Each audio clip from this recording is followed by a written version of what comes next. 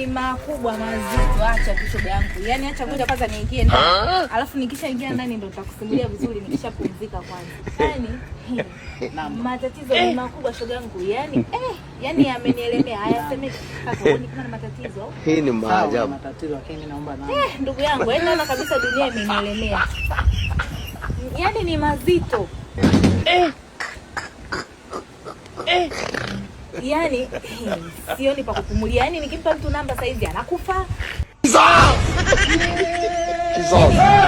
Saizi hapa mtaani kuna misiba 4.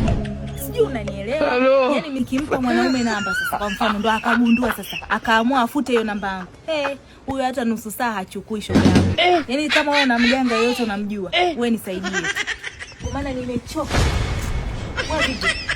Vipi tena kaka? Twende tu kwa huyo mganga wote. Basi uliomba namba? Si nimefuta. Kaka nenda bwana, niache bwana kaka, mimi na matatizo yangu ujue. Niende baadaye je ule wali? Hakuna. Kaka ujue mimi na matatizo yangu ujue. Wewe kwa nini unanipa namba kabisa? Unajua mtu unampa namba huyu anaenda. Lakini mimi si nilikuwa na matatizo. Naomba utoke. Usema matatizo gani?